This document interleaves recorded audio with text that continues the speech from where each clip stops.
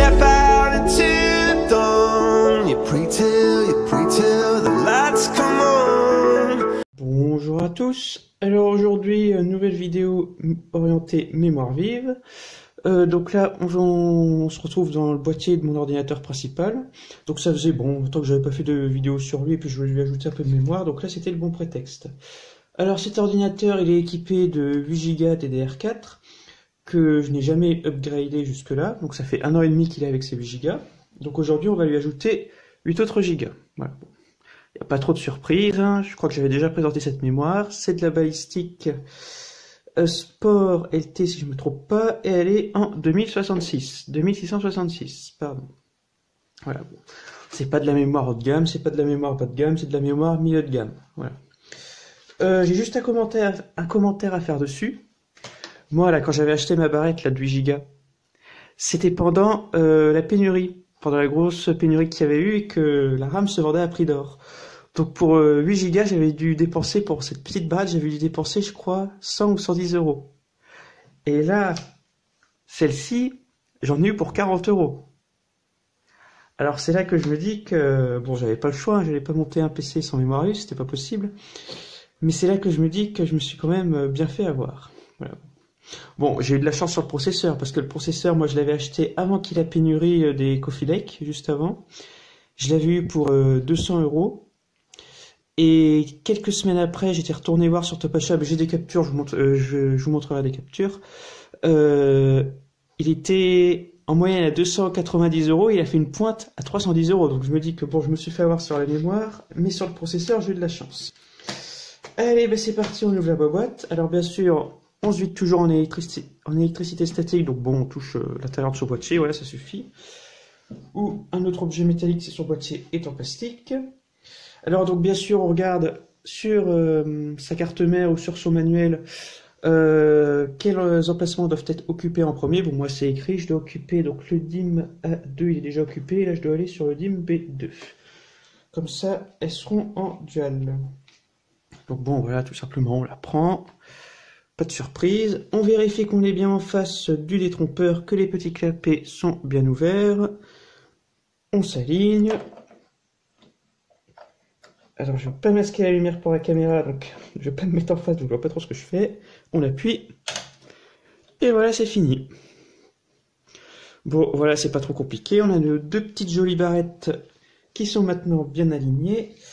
Alors, pourquoi j'ai voulu changer ma mémoire vive? Parce que bon, ça fait 1 an et demi que j'ai ce PC, et j'ai jamais eu des gros problèmes avec ma mémoire vive. J'ai toujours eu 8 Go, ça me suffisait toujours jusqu'à présent. C'est que... Ben, je vais changer de plan, tiens, je vais changer de plan. Voilà, ce sera mieux comme ça. Donc, si j'ai voulu changer de mémoire, c'est que là, quand on voit le PC, il y a quand même quelque chose qui fait un peu de tâche. Enfin, pas côté esthétique, mais plutôt côté, comment dire ça, technologique. Parce que la carte, bon, si on regarde ma carte graphique, elle est plutôt jeune quand même. Elle fait un peu vieux à côté du reste. Donc, ben... je compte changer ma carte graphique normalement cet été. Alors après, le modèle que je veux prendre, donc bien sûr ce sera une MSI pour rester homogène avec le reste. Mais ça, je vous laisse deviner. Je vous dis juste que j'aimerais bien aller chez les verts, voilà, quitter les rouges pour une fois. Voilà. Après, je vous laisse deviner le modèle, en fonction de mon processeur, etc. Et forcément, pour pouvoir changer sa carte graphique, passer sur un gros modèle, ça s'imposait de changer sa mémoire vive avant, parce que 8 Go, là, ça me suffit pour la R9. Il tourne jamais à fond, au maximum j'étais toujours à 6 ou 7. Par contre, si je passe sur un très gros modèle, par exemple des séries 2000, de chez Nvidia, ah mince, je me suis un peu grillé, bon, pas grave. Donc si je passe sur une série 2000, là les 8 Go ça va plus suffire. Parce que on prend une carte graphique plus grosse, forcément, le PC il va tourner beaucoup plus vite, tout va être plus sollicité. Et donc il va falloir plus de mémoire vive. Donc c'est pour ça que ça s'imposait d'abord de passer à 16 Go, de doubler la mémoire vive. Sinon j'aurais très vite été saturé, et ben, remplacer la carte graphique, ça aurait rien apporté de plus, quoi. Voilà. Donc d'où l'importance de bien se renseigner, de pas faire n'importe quoi, de pas se dire ouais je veux changer ma carte graphique, je la change, je m'en fous du reste. Non, c'est un tout. Et un tout, si quelque chose n'est pas bien, le tout n'est pas bien. Voilà. Allez, bon, eh bien, je crois que c'est tout. Alors, au passage, oui, quand on ouvre son PC, parce que moi, je sors pas souvent le mien, voilà, regardez l'état du filtre à poussière. Bon, là, on voit pas très bien, mais voilà, si, là, on voit bien dans le reflet les poils de chat qui s'accumulent. Donc, on en profite pour enlever tous les filtres et pour les décrasser un petit coup. Alors, oui, mais côté ventilation, je dois dire que je suis vraiment pas déçu avec ce PC, car j'ai passé qu'une seule fois un coup de soufflette dedans.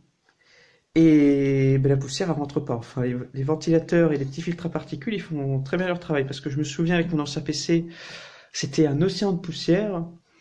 Et ben là, très franchement, il n'y en a pas.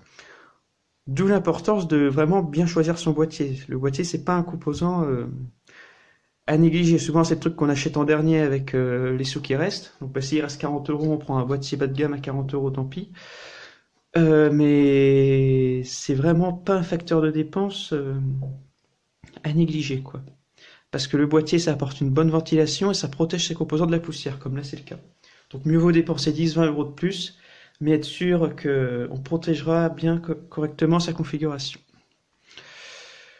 Bon, eh bien, je crois que j'en ai fini pour parler mémoire vive. Donc cet été, il y a une grosse vidéo de prévue, justement. Bon, faut que je l'achète avant, hein, mais il y a une grosse vidéo de prévue sur le changement de cette carte graphique, et du coup, je pense que celle-ci... Ah ouais, non, celle-ci, je pourrais même pas la mettre dans le... Je pourrais même pas la mettre dans le petit PC que j'avais présenté, le PC à 100 euros, parce qu'il lui faut une alim de 500 watts, et dans le petit PC avec 250, donc non, ce sera pas possible. Bon, ben on verra où je la mettrai, je trouverai bien un endroit où aller, dans un PC quelconque.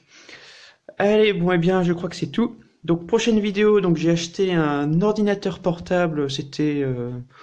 Oh, c'était il y a pas longtemps, c'était fin août, je crois. Je vous l'ai jamais présenté, mais moi, j'en suis jamais trop servi. Depuis début août, j'ai regardé, j'ai passé à peine 15 heures dessus. Donc je vous le présenterai dans une prochaine vidéo. Et aussi, alors j'ai un petit problème avec, il me bride ma mémoire vive et j'ai toujours pas réussi à résoudre ça. Donc j'attends de résoudre ça, et comme ça après, je vous présenterai tout ça et je vous dirai d'où venait le problème. Allez, ben n'hésitez pas à mettre un petit pouce bleu, à vous abonner, et bonne continuation à tous!